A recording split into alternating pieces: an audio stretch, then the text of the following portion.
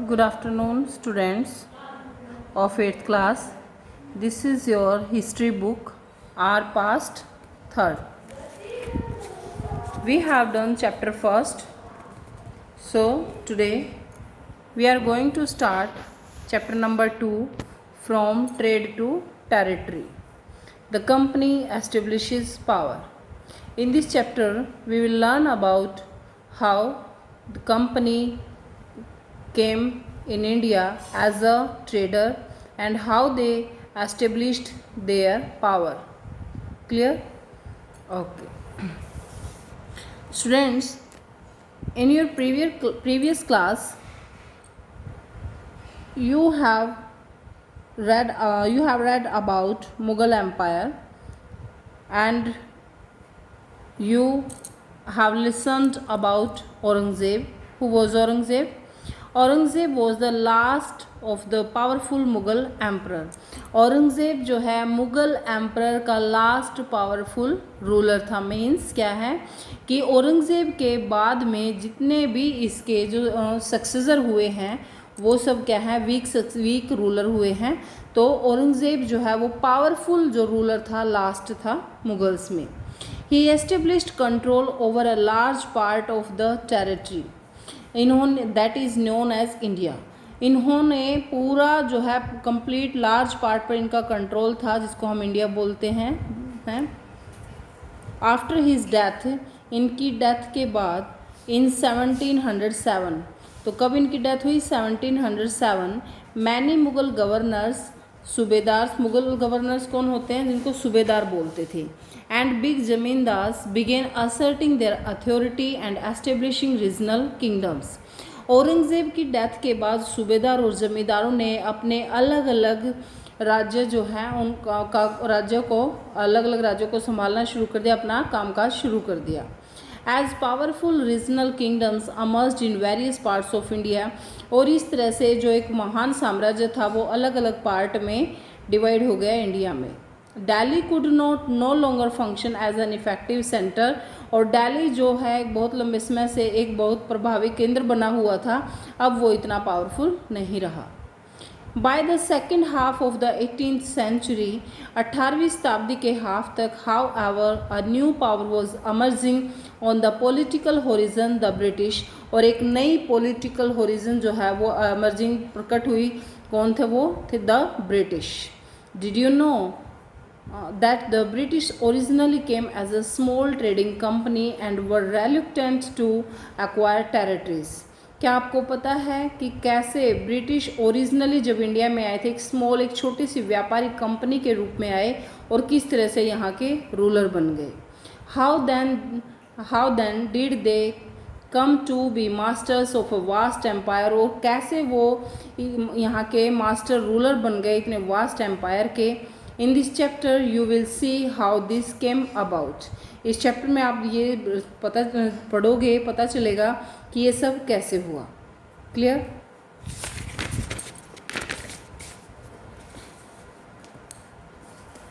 Next है east India company. ठीक है. इन 1600 the East India company acquired a charter from the ruler of England, Queen Elizabeth I. इन 1600 में east India company, एक east India company जो है वो बनी इंग्लैंड में. चार्टर मीन्स होता है परमिशन लेटर लिया उन्होंने रूलर ऑफ इंग्लैंड. इंग्लैंड के रूलर उस टाइम कौन थे? क्वीन एलिजाबेथ फर्स्ट से उन्होंने परमिशन लेटर लिया. Granting it the sole right to trade with the East. तो उनको क्या है कि ये इस चार्टर से ये परमिशन मिली, ग्रांट मिली कि वो क्या है ईस्टर्न कंट्रीज़ के साथ में, ईस्ट पार्ट में जाकर कहीं पर भी ट्रेड कर सकते हैं. पहले लुक एट द मैप. ये मैप में देखिए, ये है आपका यहाँ पर ये अफ्रीका, ये आपका यूरोप कॉन्टिनेंट है. तो यहाँ से जो ब्रिटिश आइलैंड है, यहाँ से जो ब्रिटिशर्स आए वो यहाँ पर आए अफ्रीका में, यहाँ पर केप ऑफ गुड होप. और फिर यहाँ से उन्होंने समुद्री रास्ता जो तय करते हुए यहाँ पर वो इंडिया में आए, यहाँ कालीकट यहाँ पर. क्लियर? इस तरह से वो यहाँ पर आए. तो यहाँ से जब ये ब्रिटिशर्स आए तो ये अपने इंग्लैंड की जो रूलर थे इनके वो क्वीन एलिजाबेथ फर्स्ट थी, उनसे एक चार्टर परमिशन लेटर लेकर आए कि जो ये ईस्टर्न कंट्रीज थे यहाँ पर, वो इन पर कहीं पर भी आकर इनसे व्यापार कर सके यहाँ पर। क्लियर? ओके। दिस मीन्ट, इसका मतलब था that no other trading group in England could compete with the East India Company. इस चार्टर से परमिशन का मतलब ये था कि इंग्लैंड से कोई भी दूसरी कंपनी या कोई भी दूसरा ट्रेडिंग ग्रुप जो है ईस्ट इंडिया कंपनी से कोई भी कॉम्पीट यानी इसके कंपटीशन में नहीं आएगा। With this charter the company could venture across the oceans. इस चार्टर के साथ में कंपनी ने क्रॉस किए oceans, looking for new lands from which it, और एक नई लैंड ढूंढना उन्होंने शुरू कर दिया, from which it could buy goods at a cheap price, जहाँ से वो गुड्स जो हैं वो बाय खरीद सकें चीप प्राइस यानी सस्ते दामों पर, and carry them back to Europe, और उनको वापस ले जाएं to sell at higher prices, और यूरोप में ले जाकर उनको वो हायर प्राइसेस मीन्स महंगे दामों में बेच सकें। The company didn't have to fear competition from other English trading companies, और इस कंपनी को ये डर नहीं था कि उनके कंपटीशन में कोई इंग्लिश ट्रेडिंग कंपनी होगी। क्लियर है यहाँ तक? क्योंकि ये तो उनको चार्टर के अकॉर्डिंग पहले ही परमिशन मिली हुई थी कि कोई भी इंग्लिश जो ट्रेडिंग कंपनी है वो इनके साथ कॉम्पीट नहीं करेगी।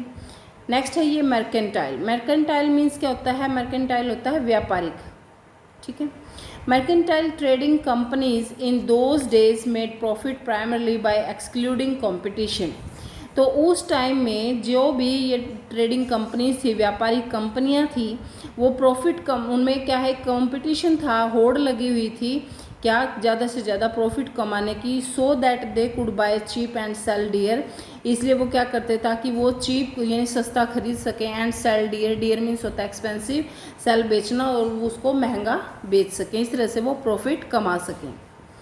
The royal charter how ever could not prevent other European powers from entering the eastern markets.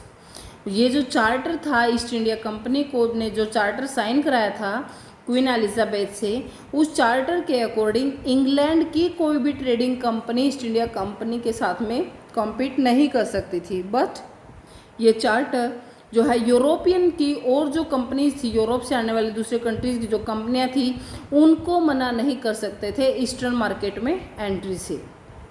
So by the time, समय के साथ साथ the first English ships sailed down the west coast of Africa. तो समय के साथ साथ जो पहला इंग्लिश शिप जो है सेल डाउन वो आया वेस्ट कोस्ट ऑफ अफ्रीका के round the Cape of Good Hope, and established their presence in the western coast of India. और इस तरह से उसने क्या है वेस्टर्न कोस्ट पर इंडिया की उन्होंने अपनी प्रेजेंस को एस्टेब्लिश किया। And had their base in Goa, उन्होंने अपना बेस कहाँ पर किया? यहाँ से first English ships sailed down the west coast of Africa, और इंग्लिश जो शिप आया वो पहले कहाँ आया? West coast of Africa, round the Cape of Good Hope, and crossed the Indian Ocean, और इस तरह से उन्होंने इंडियन ओशियन को क्रॉस किया।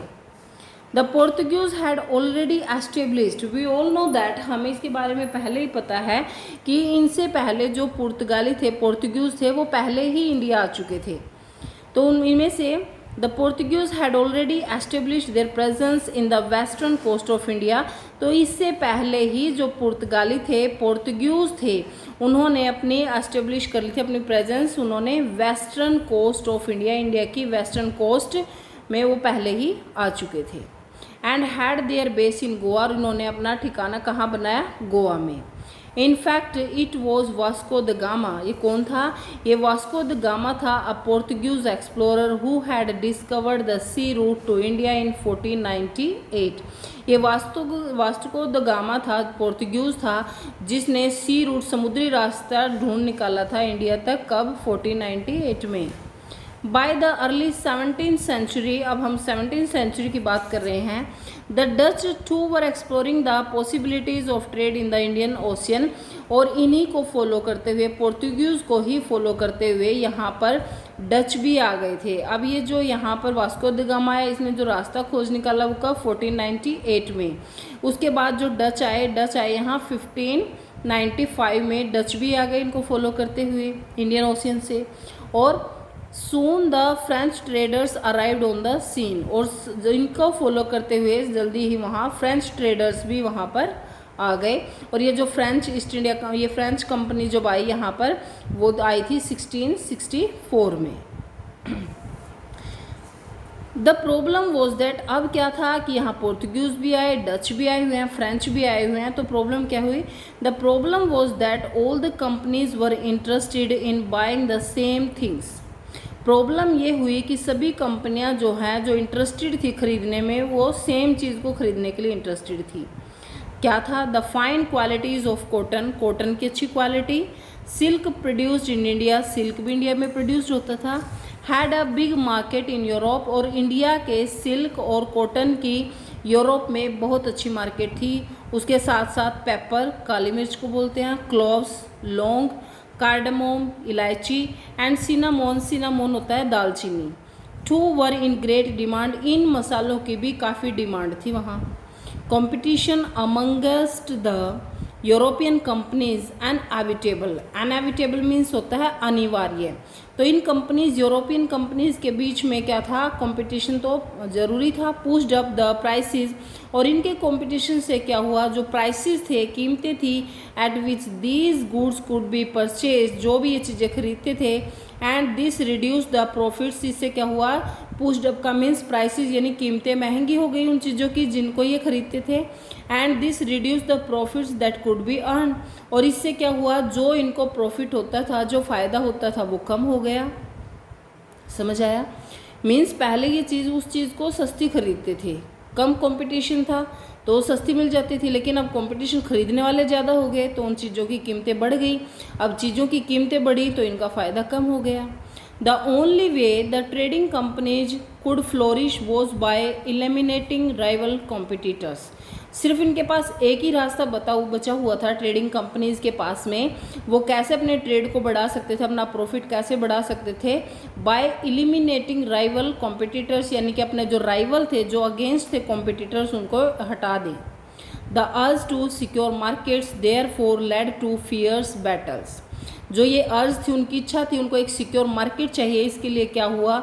भयंकर लड़ाइयाँ हुई बिटवीन द ट्रेडिंग कंपनीज के बीच में। Through the 17th and 18th century, 17वीं और 18वीं शताब्दी में, they regularly sank each other ships. तो ये ट्रेडिंग कंपनीज जो थी, इन कंपनियों ने क्या किया? इन सब में कंपटीशन था, वो हर एक दूसरी कंपनी को वहाँ से रिमूव करना चाहते थे, तो इसके लिए रेगुलरली वो क्या करते रहे? 17th-18th सेंचुरी में सैंक मतलब डुबोना, ईच अदर शिप से एक दूसरे के वो शिप्स को डुबो देते। ब्लॉकेडेड रूट्स, जो रूट्स थे, आने जाने के रास्ते थे, उनको रोक लेते। And prevented rival ships from moving with supplies of goods, और जो उनके राइवल्स यानी उनके अगेंस्ट दूसरी कंपनीज थी, उनके जो सप्लाईज वाले जो शिप थे, उनको वो क्या करते थे? वहाँ सप्लाई के लिए जाने से उनको भी रोक लेते थे। Trade was carried on with arms, arms होते हैं हथियार, and trading post were protected through fortification. अब क्या हुआ कि जो व्यापार था वो आर्म्स के साथ यानी हथियारों के साथ करते थे, प्रोटेक्शन के लिए हथियार रखते थे, सेना भी रखनी शुरू की। And trading post were protected, और जहाँ से ट्रेड होता था, जो ट्रेड पोस्ट थी, उनको प्रोटेक्ट, उनकी सुरक्षा की गई थ्रू फोर्टिफिकेशन। फोर्टिफिकेशन होता है बड़े बड़े किले बनाकर या चारदीवारी बनाकर। क्लियर? तो अब क्या था? उन्होंने आर्मी रखना और चारदीवारी करना भी शुरू कर दिया कंपनीज ने। This effort to fortify settlements and carry on profitable trade, ये जो प्रयास उन्होंने किए फोर्टिफाई सेटलमेंट्स को फोर्टिफाइड करना या प्रॉफिट कमाने का ट्रेड का, also led to intense conflict with local rulers. इससे क्या हुआ कि इससे एक और प्रॉब्लम आई, कॉन्फ्लिक्ट जो है वो किसके बीच में? जो लोकल रूलर्स थे इंडिया के, उनके बीच में साथ में प्रॉब्लम आई। The company therefore found it difficult to separate trade from politics, और कंपनी को बड़ी मुश्किल हुई क्या? ये डिफिकल्टी आई कि वो ट्रेड को पॉलिटिक्स से अलग रखें। तो आगे क्या हुआ? Let us see how this happen. तो नेक्स्ट टाइम फिर कंपनी ने क्या किया? अपने ट्रेड को बढ़ाने के लिए धीरे धीरे कंपनी ने अपना फ़ायदा किस तरह से किया। तो अब हम करेंगे East India Company begins trade in Bengal, कि कैसे